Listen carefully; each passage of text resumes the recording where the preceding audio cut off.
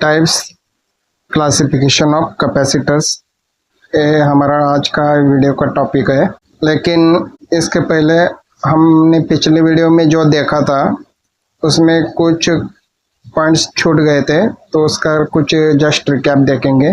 Capacitance के फॉर्मूले हम देखे थे, C is equal to Q upon V by definition, और C is equal to epsilon naught epsilon R A divided by D A by factor separating A देखे थे। लेकिन ये छूट गया था, C is equal to I divided by dV upon dt। A by property है, similar to C is equal to Q upon V है। Applied voltage apply करने के बाद कैपेसिटर कितना चार्ज करता है उसका बाय डेफिनेशन इस रिलेशनशिप से ये निकल के आता है, C is equal to Q upon V। लेकिन बाय प्रॉपर्टी ये चेंज ऑफ वोल्टेज को अपोज करता है कैपेसिटर, तो उसके हिसाब से अगर वोल्टेज में चेंजेस आए तो कितना सर्किट में से कितना करंट ड्रॉ करेगा कैपेसिटर, ये इस रिलेशनशिप को ये फार्मूले के ज़रिए दिखाया गया है। C is equal to I divided by dV upon dt। ये सिमिलर है, I की जगह Q की जगह I है और V की जगह dV upon dt। By property ये डेफिनेशन है, ये फार्मूला है। सॉरी, 2 बुक्स मैं यूज़ करता हूँ, basic electronics solid state by BL Theraja और आपको पढ़ाने के लिए, और दूसरा है a textbook of applied electronics by RS Sedha. तो ये दोनों बुक मैं रेफ़र करता हूँ।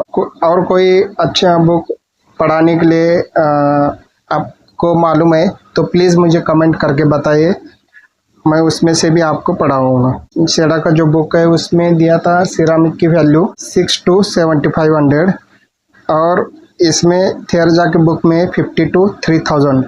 ये जो वैल्यू यहाँ पे डिफर है, यहाँ पे आपको दिखाता हूँ। सिरामिक की वैल्यू है 50 to 3000। तो आप गूगल करके इसके एग्जैक्ट वैल्यू देख सकते हैं। मैंने नहीं देखा लेकिन आप देख सकते हैं गूगल सर्च करके। और फाइबर उसकी वैल्यू यहाँ पे दिया है 5 to 8 और यहाँ पे 5 to 8। और पोर्सिलिन यहाँ एक मटेरियल दिया है पोर्सिलिन, उसकी 5 to 6 वैल्यू है, डाइलेक्ट्रिक कांस्टेंट की 5 to 6 और फाइबर की 5 to 8। ये नोट कीजिए कि इसका ये इतना डाइलेक्ट्रिक कांस्टेंट है, फाइबर का 5 to 8 और पोर्सिलिन का 5 to 6। अभी 1 माइक्रोफेरेड ये देखा है हमने 10⁻⁶, लेकिन 1 पिकोफेरेड जो है वो 1 माइक्रोफेरेड भी होता है। कैसे कि 10⁻⁶ और 10⁻⁶ मिला के 10⁻12 होता है, ये माइक्रोफेरेड -6 का और ये माइक्रोफेरेड -6 का, यानी कि 1 पिकोफेरेड की वैल्यू 10⁻12, यानी कि इसको पिकोफेरेड को हम इस तरह भी लिख सकते हैं, माइक्रोफेरेड। दोनों का मतलब एक ही है। आज का टॉपिक है क्लासिफिकेशन ऑफ कैपेसिटर्स। कैपेसिटर्स के दो टाइप्स के मेनली रहते हैं, फिक्स्ड और वेरिएबल। अभी फिक्स्ड यानी कि उसकी कैपेसिटेंस वैल्यू फिक्स रहती है और वो किसी कारण नहीं चेंज होती, जैसा कि फैक्ट्री में या कंपनी में जो तैयार किया हुआ कैपेसिटर है उसकी फिक्स वैल्यू रहती है, तो वही फिक्स्ड कैपेसिटर है। और वेरिएबल इस तरह से कैपेसिटर बनाते हैं कंपनी में कि उसको एक नॉब या स्क्रू दिया होता है, उसके ज़रिए हम उसकी कैपेसिटेंस वैल्यू चेंज कर सकते हैं, एडजस्ट कर सकते हैं अपने हिसाब से। ये फिक्स्ड में भी 2 टाइप्स रहते हैं, इलेक्ट्रोस्टैटिक और इलेक्ट्रोलाइटिक। इलेक्ट्रोलाइटिक यानी कि उसमें इलेक्ट्रोलाइट का यूज़ किया जाता है, और इलेक्ट्रोस्टैटिक के ही हम नॉन इलेक्ट्रोलाइटिक ऐसा बोल सकते हैं। उसमें इलेक्ट्रोलाइटिक का यूज़ नहीं किया जाता है, वो इलेक्ट्रोस्टैटिक है। और ये सभी मटेरियल का जो यूज़ किया जाता है पेपर, प्लास्टिक, माइका और सिरामिक। कैपेसिटर का जो टाइप्स है वो मेनली उसमें कौन सा डाइलेक्ट्रिक मटेरियल यूज़ किया हुआ है उसके हिसाब से उसके अलग अलग टाइप्स रहते हैं। तो ये सब डाइलेक्ट्रिक मटेरियल है, पेपर, प्लास्टिक, माइका और सिरामिक। ये डाइलेक्ट्रिक मटेरियल उसमें यूज़ होते हैं इलेक्ट्रोस्टैटिक में। और इलेक्ट्रोलाइटिक में एल्यूमिनियम और टैंटलम, ये 2 इलेक्ट्रोलाइटिक कैपेसिटर होते हैं। उस एल्यूमिनियम में aluminium oxide as a dielectric material use करते हैं, और टैंटालम में tantalum oxide as a dielectric material use करते हैं। वेरिएबल में गैंग्ड कैपेसिटर्स, ट्रिमर्स और पैडर्स, ऐसे 3 टाइप्स के रहते हैं। गैंग्ड में air as a dielectric use करते हैं, जबकि ट्रिमर्स और पैडर्स दोनों में एक्सेप्ट एयर जो माइका, सिरामिक और प्लास्टिक के तीनों यूज़ करते हैं ट्रिमर्स और पैडर्स में। तो इस प्रकार डाइलेक्ट्रिक मटेरियल कौन सा यूज़ किया है उसके हिसाब से वो कैपेसिटर का टाइप रहता है। पेपर कैपेसिटर में ट्रीटेड पेपर यानी कि प्रोसेस किया हुआ पेपर रहता है, जैसा कि टिश्यू पेपर रहता है या फिर वैक्स्ड पेपर रहता है, उसका यूज़ करते हैं as a dielectric material paper capacitor में। प्लास्टिक कैपेसिटर में प्लास्टिक मटेरियल का यूज़ करते हैं, जैसा कि पॉलिस्टर कपड़ा भी होता है लेकिन प्लास्टिक में भी आता है पॉलिस्टर, उसको माइलर बोलते हैं। पॉलीप्रोफिलीन रहता है, पॉलीस्टिरीलिन रहता है और टेफ्लॉन इत्यादि ये प्लास्टिक मटेरियल उसमें यूज़ करते हैं as a dielectric material. Mica capacitors में माइका मटेरियल यूज़ करते हैं। सिरामिक मटेरियल का यूज़ करते हैं। सिरामिक मटेरियल कौन सा है? बैरियम, स्ट्रोंटियम, टिटानेट या फिर टिटानियम डाइऑक्साइड और बैरियम टिटानेट। तो टिटानियम डाइऑक्साइड और बैरियम टिटानेट, इनका जो मिक्सिंग है वो यूज़ किया जाता है एज ए सिरामिक मटेरियल, या फिर बैरियम, स्ट्रोंटियम, टिटानेट इसका पाउडर यूज़ किया जाता है। ये सिरामिक मटेरियल है। और एल्यूमिनियम में मेटल ऑक्साइड का यूज़ किया जाता है, जैसा कि एल्यूमिनियम ऑक्साइड, जबकि टैंटालम इलेक्ट्रोलाइटिक कैपेसिटर में टैंटालम ऑक्साइड का यूज़ किया जाता है। गैंग्ड में जैसे मैंने बताया एयर का यूज़ किया जाता है, और ट्रिमर्स में माइका, सिरामिक या प्लास्टिक ट्रिमर्स और पैडर्स में यूज़ किया जाता है। पेपर कैपेसिटर्स की कैपेसिटेंस वैल्यू ये फिक्स्ड है, तो ये 0.001 to 1 माइक्रोफैरड या फिर 2 माइक्रोफैरड तक की वैल्यू इसकी हो सकती है।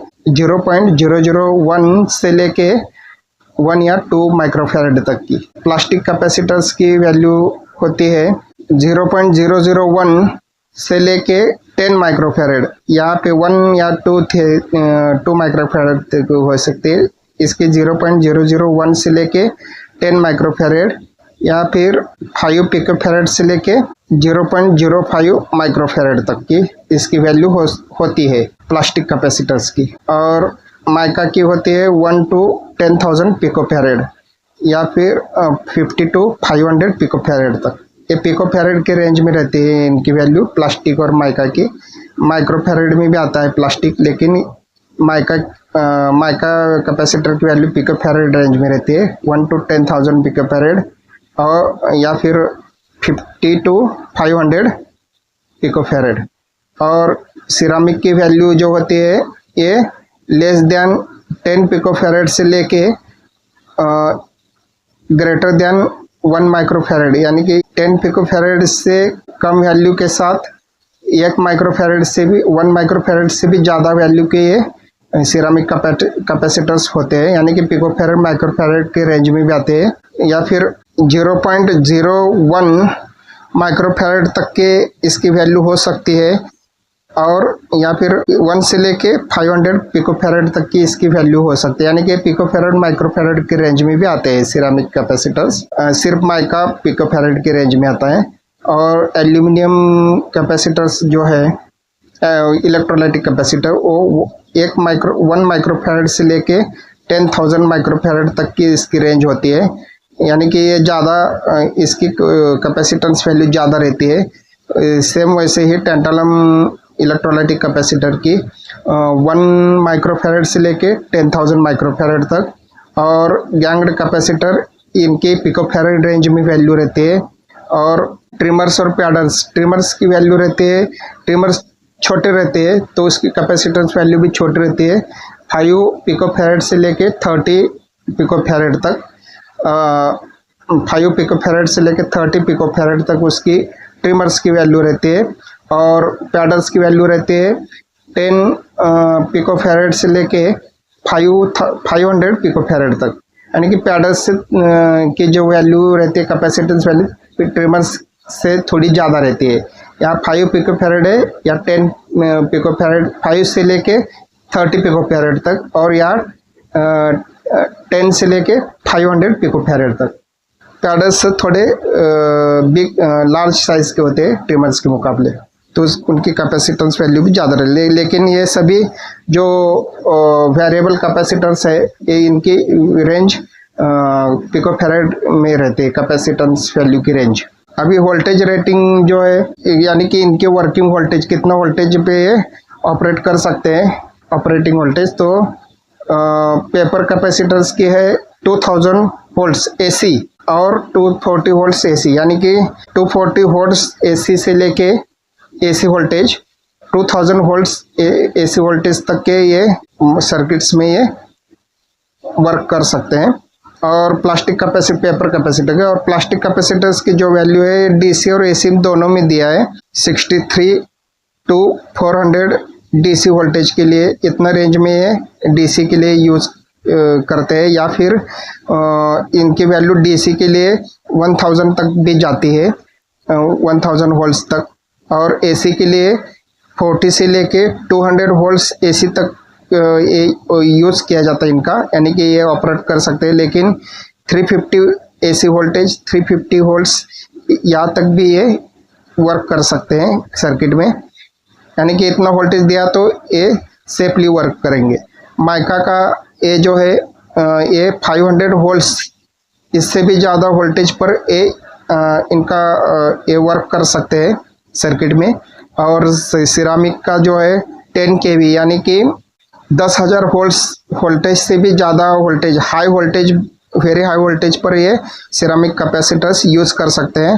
10 kV से भी ज़्यादा वोल्टेज पर ये वर्क कर सकते हैं सर्किट में।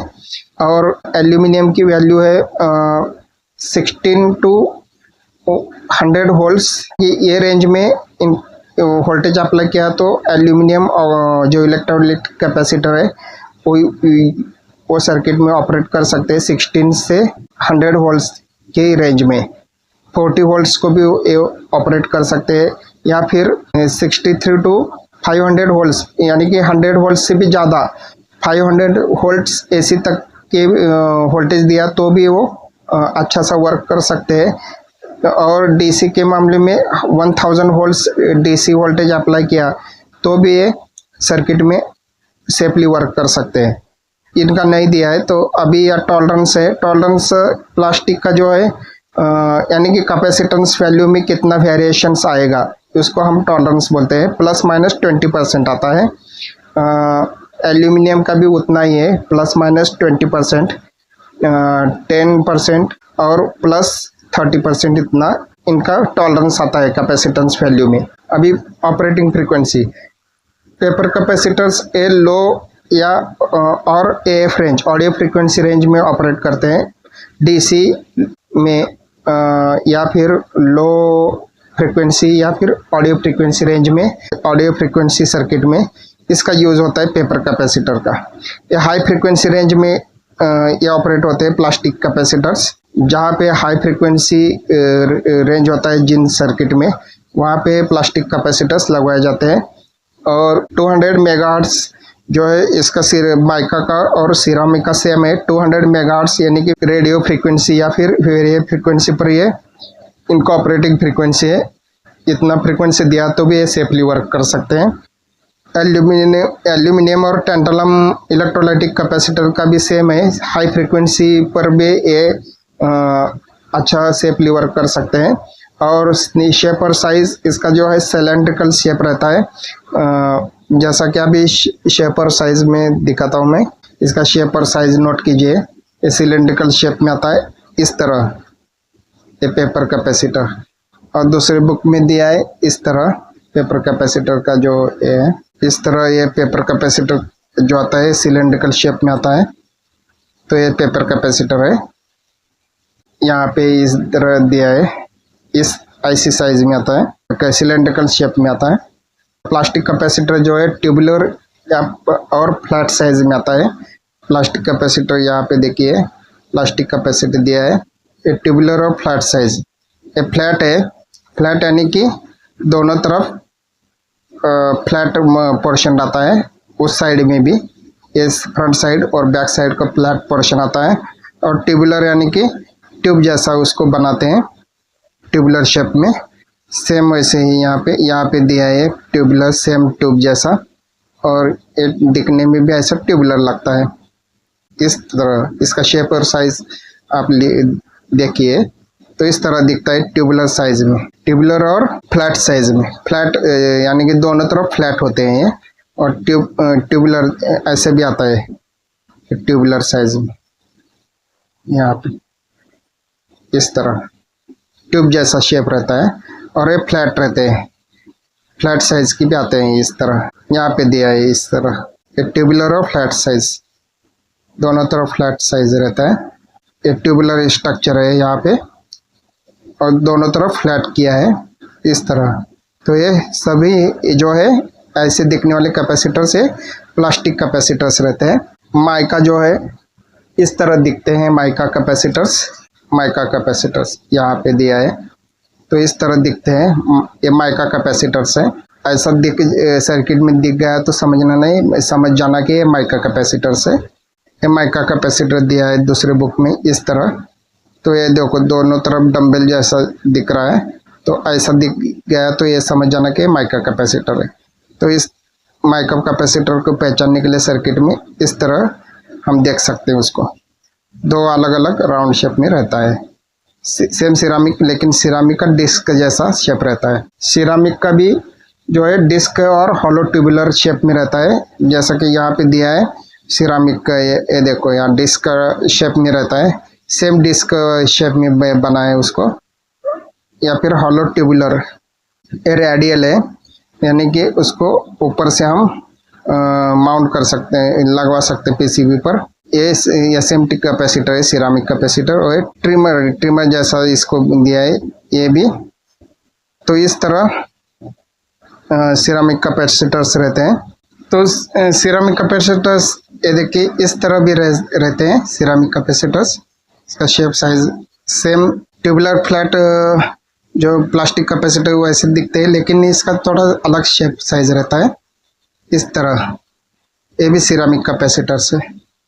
और इस तरह भी यहाँ भी दिया है डिस्क शेप में, और हॉलो ट्यूबुलर यानी कि इस तरह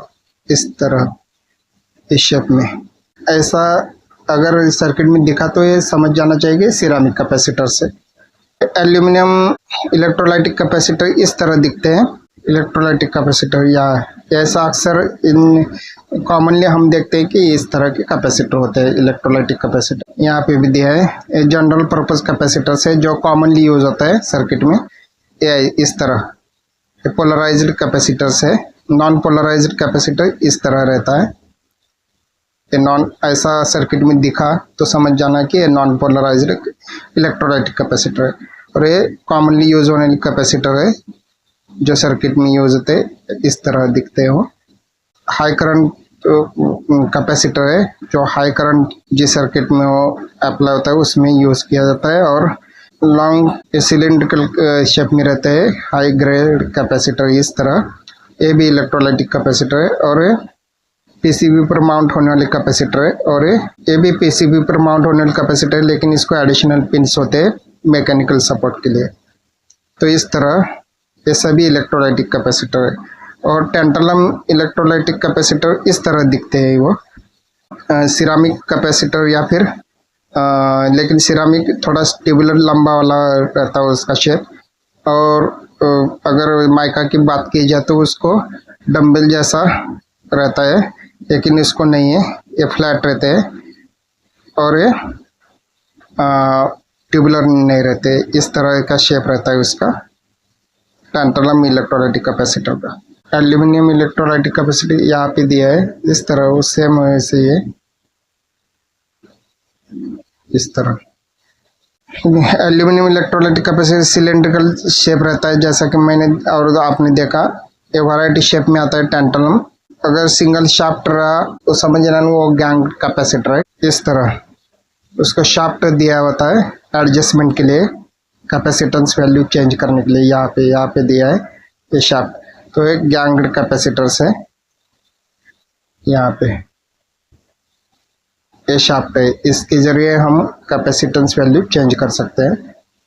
तो ये दिया होता है कैपेसिटर को, तो समझ जाना कि गैंग्ड वेरिएबल कैपेसिटर है।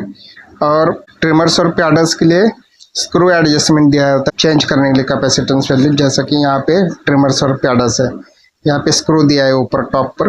बाय मीन्स ऑफ इट इससे हम कैपेसिटेंस वैल्यू चेंज कर सकते हैं। पैडल्स लार्ज साइज के होते हैं, ट्रिमर्स उससे छोटे होते हैं। और एप्लीकेशंस ऑडियो फ्रीक्वेंसी रेंज होती है ऑपरेटिंग फ्रीक्वेंसी पेपर कैपेसिटर्स की।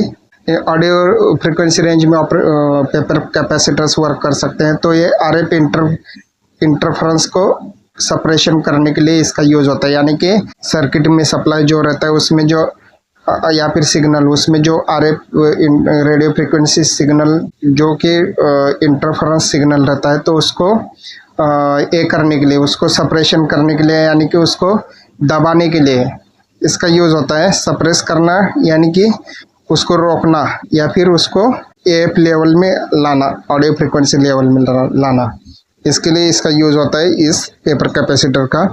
और लो फ्रीक्वेंसी पर यूज होते हैं, इसलिए ऑडियो एम्पलीफायर के स्टेजेस में ये पेपर कैपेसिटर्स का यूज होता है। प्लास्टिक कैपेसिटर से ऑटोमोटिव एप्लीकेशंस जैसा कि लेटेस्ट कारें हैं या फिर जो ऑटोमोटिव व्हीकल्स है उसमें यूज होता है एक प्लास्टिक कैपेसिटर्स का फिल्टर करने के लिए सिग्नल को।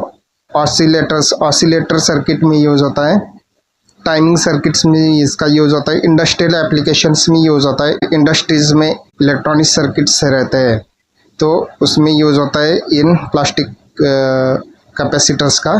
यानी कि इसमें जो अलग अलग डाइलेक्ट्रिक मटेरियल जो यूज होता है उसके हिसाब से इसके एप्लीकेशन रहते हैं। रेडियो और TV, hi fi equipment, instrumentation, इन सब में इसका यूज होता है।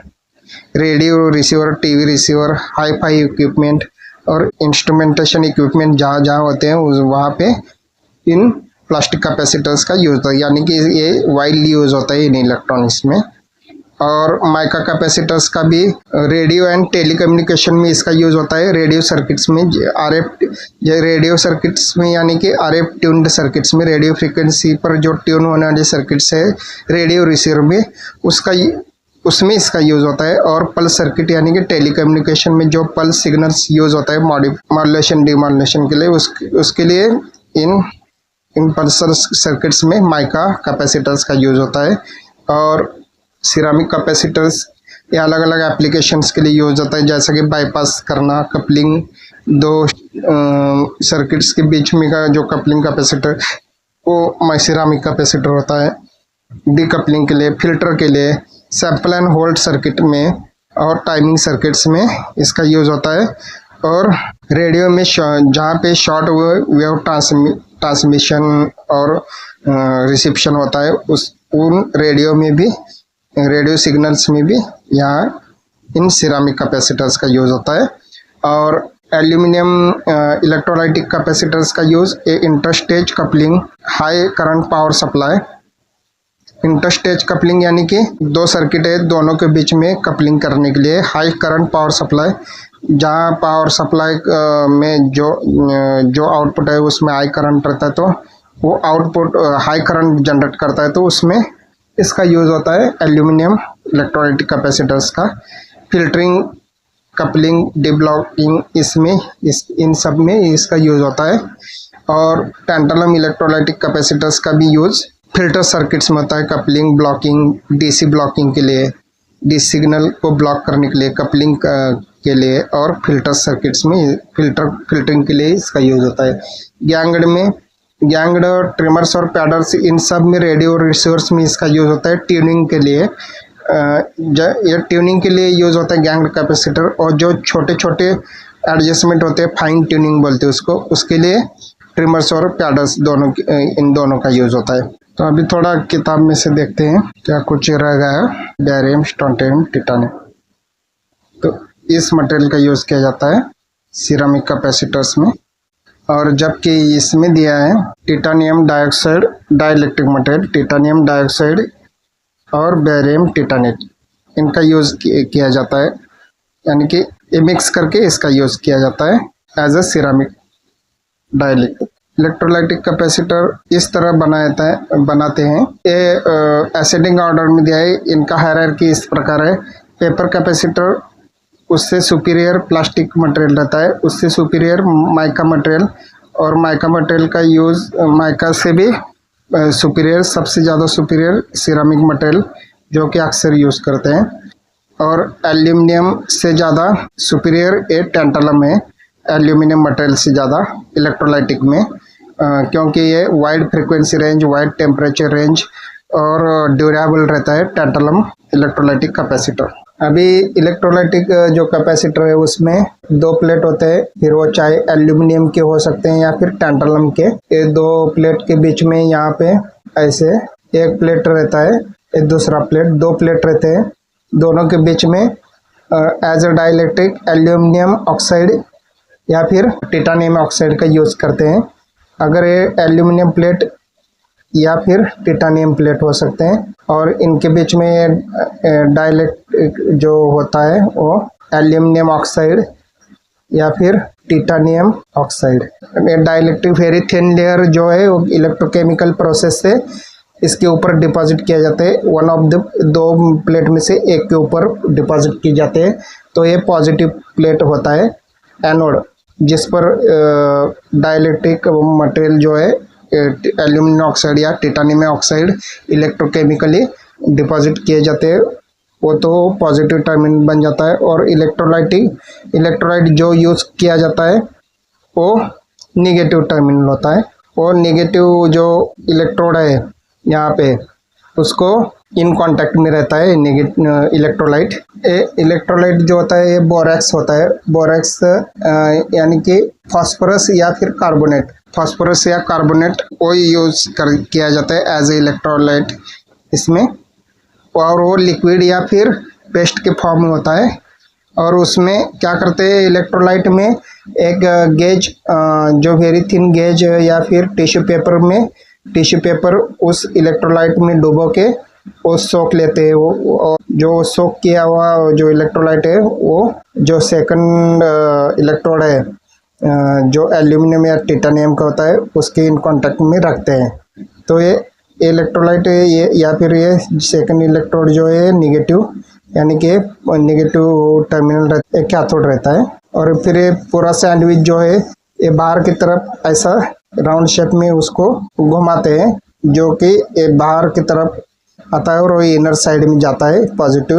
और ये बाहर की तरफ जाने के बाद कैथोड निगेटिव टर्मिनल वो मेटल सिलेंडर में वो उसको रखते हैं। तो मेटल जो सिलेंडर है वो निगेटिव टर्मिनल को अटैच हो जाता है और वो उसके ऊपर एक प्लास्टिक या फिर पेपर उसको उससे ढकवाते हैं, यानी कि वो इंसुलेशन प्रॉपर हो, यानी कि इस शेप में आता है। ये पॉजिटिव टर्मिनल ये हो गया।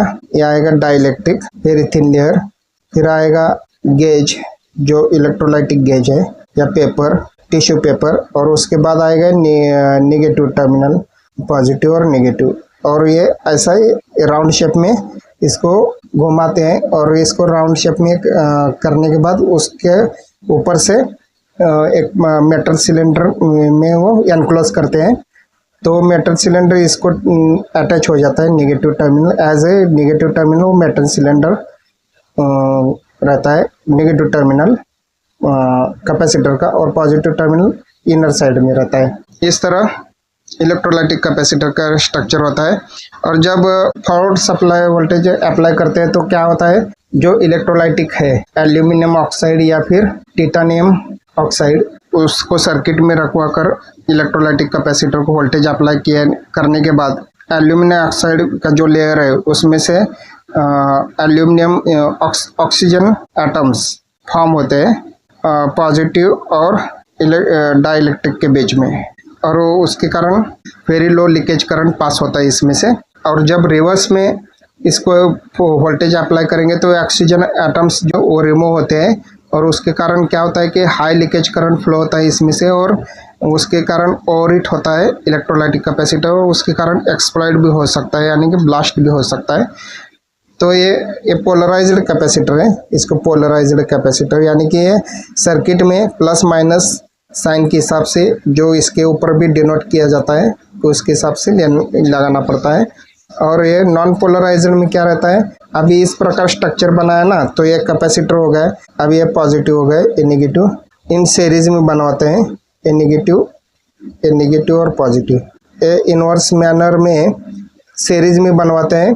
ऐसा ही उसका स्ट्रक्चर होता है, ऐसा फॉर्मेशन होता है कैपेसिटर का। जो पॉजिटिव है अंदर की तरफ रहेगा, ये नेगेटिव टर्मिनल दोनों कॉमन है, तो ये कॉमन टर्मिनल रहेगा। और इसको आउटसाइड में और एक बनवाना पड़ेगा इस तरह स्ट्रक्चर, और यहाँ पॉजिटिव रहेगा।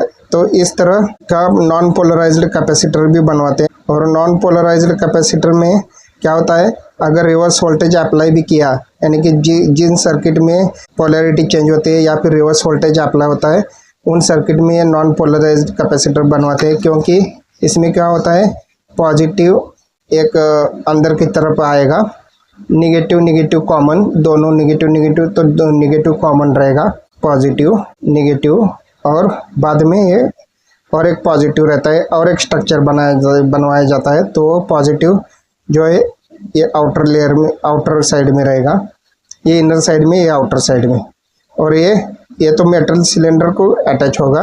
ये तो क्या होता है कि अगर रिवर्स भी वोल्टेज अप्लाई किया है, समझो ये सर्किट में इस तरह है, नेगेटिव कॉमन, ये पॉजिटिव, तो नॉन पोलराइज्ड में अगर ये सर्किट में इस तरह भी रिवर्स वोल्टेज किस तरह भी अगर अप्लाई किया, ये पॉजिटिव नेगेटिव, अभी इस तरह फॉरवर्ड वोल्टेज अप्लाई किया, तो ये तो कॉमन है।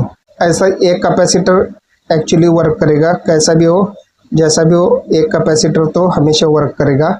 और इधर से भी दिया तो ये फॉरवर्ड में यही वर्क करेगा, ये कॉमन है। तो इस तरह चाहे फॉरवर्ड हो या पोलैरिटी की चाहे जैसा भी चेंज हो या रिवर्स वोल्टेज भी अप्लाई हो, तो भी ये हमेशा एक वो कैपेसिटर हमेशा वर्क करेगा ही। और इसमें से रिवर्स करंट, लीकेज करंट लो होने के कारण ये डैमेज भी नहीं होगा। तो इस तरह के नॉन पोलराइज्ड कैपेसिटर जो है, ये जहाँ पे रिवर्स वोल्टेज जिस सर्किट में अप्लाई होता है वहाँ पे यूज़ किया जाता है, जैसा कि स्पीकर क्रॉसओवर नेटवर्क और इंटरस्टेज कपलिंग में, जहाँ पे रिवर्स वोल्टेज अप्लाई होने के चांसेस रहते हैं, वहाँ पे इनका यूज़ होता है नॉन पोलराइज्ड कैपेसिटर का। तो इस तरह। और गैंग्ड कैपेसिटर में air as a dielectric use करते हैं, यहाँ पे दिया है देखो, सिंगल सेक्शन यानी कि सिंगल गैंग और टू गैंग कैपेसिटर। एक गैंग्ड कैपेसिटर में क्या होता है, मेटल प्लेट्स के 2 सेट्स रहते हैं, इसमें शाफ्ट दिया होता है वैल्यू को चेंज करने के लिए, जिससे हम रोटेट कर सकते हैं। और इसमें 2 सेट्स दिए होते हैं मेटल प्लेट्स के। एक सेट जो है वो स्टेशनरी रहता है, उसको स्टैटर बोलते हैं, यानी कि वो फिक्स रहता है, वो मूवेबल नहीं होता। और दूसरा जो है, और वो इंसुलेटेड भी रहता है कैपेसिटर के फ्रेम से, यानी कि बॉडी से। और दूसरा सेट जो है वो शाफ्ट से हम उसको रोटेट करते हैं, तो वो मूवेबल होता है दूसरा सेट। ऐसे 2 सेट रहते हैं प्लेट्स के, अगर वो उसको रोटेट करते हैं तो उसको रोटर कहा जाता है। और दोनों के बीच में एज ए डाइलेक्ट्रिक एयर रहता है। अभी नॉब के जरिए वो रोटर को रोटेट करते हैं हम, तो उससे क्या होता है कि रोटर प्लेट जो है वो स्टार्टर प्लेट्स के अंदर या बाहर चले जाते हैं। नॉब को जैसा हमने घुमाया वैसा, यहाँ पे नॉब दिया है, यहाँ पे ये नॉब, इसको अगर घुमाए तो स्टार्टर प्लेट्स के अंदर तो आते हैं, नहीं तो बाहर जाते हैं। अगर फुल अंदर आए तो कैपेसिटेंस वैल्यू मैक्सिमम होती है, और फुल बाहर गए यानी कि स्टार्टर प्लेट्स के बाहर गए रोटर प्लेट्स, तो कैपेसिटेंस की वैल्यू मिनिमम रहती है। और इसका कैपेसिटेंस वैल्यू जो है इस गैंग्ड कैपेसिटर एयर डाइलेक्ट्रिक कैपेसिटर्स का वेरिएबल कैपेसिटर इस तरह देते हैं, n-1, n यानी कि नंबर ऑफ प्लेट्स रहते हैं, -1 into epsilon not absolute permittivity into a divided by small d। अभी ये एक कैपेसिटर है, अभी ऐसा 2 या उससे भी ज़्यादा अगर कैपेसिटर्स जो है ये सिंगल शाफ्ट से अगर हमने रोटेट किया तो उसको गैंग्ड कैपेसिटर बोलते हैं। यानी कि अभी एक कैपेसिटर में इसमें क्या रहता है, 2 सेट रहते हैं, एक स्टार्टर का और एक रोटर का। 2 सेट वाले ऐसे 2 या उससे ज़्यादा कैपेसिटर्स हमने कैपेसिटर सेट्स देखने मिलते हैं, और उससे हम एक सिंगल शाफ्ट से उसके कैपेसिटेंस वैल्यू चेंज कर सकते हो, उसको गैंग कैपेसिटर कहा जाता है। यहाँ पे देखिए, या bigger B shows gang to gang का, अभी सिंगल गैंग है, सिंगल सेक्शन है, यानी कि जो हमने स्टार्टर रोटर लिया था 2-2 प्लेट का, ये है। अभी यहाँ पे 2 या 2 से ज़्यादा है, 2 गैंग है, यानी कि ऐसा और एक कैपेसिटर इसमें लगवाया इस तरह का, तो ये 2 गैंग, फिर ये गैंग कैपेसिटर बन जाता है। 2 गैंग का है। अभी ये जो रेडियो रिसीवर और जो शॉर्ट वेव लिसनर्स है, जहाँ पे शॉर्ट वेव फ्रिक्वेंसी का यूज़ होता है, उसमें इस तरह के 3 गैंग कैपेसिटर का यूज़ होता है, यानी कि और एक कैपेसिटर इसमें 2 गैंग में और एक कैपेसिटर जोड़ दिया, 2 set of starter and rotor का और एक जोड़ दिया, तो रेडियो रिसीवर्स में जहाँ पे शॉर्ट वेव ट्रांसमिशन रिसीविंग होता है वहाँ पे यूज़ किया जाता है। और फाइन एडजस्टमेंट के लिए भी, फाइन यानी कि छोटे छोटे एडजस्टमेंट, ये बड़े एडजस्टमेंट के लिए होते हैं, जबकि पैडल्स और ट्रिमर से यहाँ पे दिया है। वो फाइन एडजस्टमेंट, छोटे छोटे एडजस्टमेंट अगर करना चाहें हम, कैपेसिटेंस वैल्यू में छोटे छोटे एडजस्टमेंट करना है, तो उसके लिए ट्रिमर्स और पैडल्स का यूज़ किया जाता है। ट्रिमर में 2 फ्लेक्सिबल मेटल प्लेट्स होते हैं, फ्लेक्सिबल, और उसको माइका या सिरामिक डाइलेक्ट्रिक के जरिए उसको अलग किया जाता है। और इनके बीच में का जो स्पेसिंग है, यानी कि प्लेट्स में का गैप है, वो स्क्रू एडजस्टमेंट से एडजस्ट किया जाता है। जब स्क्रू अंदर की तरफ हम टर्न करते हैं, दोनों का गैप कम होता है, प्लेट्स कंप्रेस होता है, फ्लेक्सिबल प्लेट्स होते हैं, कंप्रेस होते हैं और कैपेसिटेंस वैल्यू इंक्रीज होते हैं। और जब स्क्रू आउटवर्ड में, यानी कि स्क्रू हम बाहर निकालते हैं, तो प्लेट्स जो है वो एक्सपांड होते हैं, यानी कि उनका गैप ज़्यादा बढ़ जाता है और कैपेसिटेंस वैल्यू डिक्रीज होती है। मगर ट्रिमर्स और पैडल्स ये सेम दिखने में सेम है, जैसा कि यहाँ पे दिया है, ऐसा दिखने में सेम रहता है, लेकिन वो लार्ज साइज के होते हैं पैडल्स ट्रिमर्स से, और उनमें ज़्यादा प्लेट्स भी हो सकते हैं। और कैपेसिटेंस वैल्यू तो मैंने बताया, ट्रिमर्स की वैल्यू 5 से 30 पिकोफैरेड की रेंज में रहते हैं, जबकि पैडल्स जो लार्ज होते हैं उनकी 10 से 500 पिकोफैरेड तक होती है। और ये रेडियो रिसीवर्स में ट्यूनिंग के लिए यूज़ किया जाता है। तो इस प्रकार अगले वीडियो में हम इसका नेक्स्ट पार्ट देखेंगे, कैपेसिटर का जो रहा हुआ। अगर मेरे इस पढ़ाने का तरीका आपको पसंद आया हो तो प्लीज़ कमेंट करके बताना कि वीडियो कैसा लगा। तो मिलते हैं नेक्स्ट वीडियो में, तब तक के लिए थैंक यू, गुड बाय।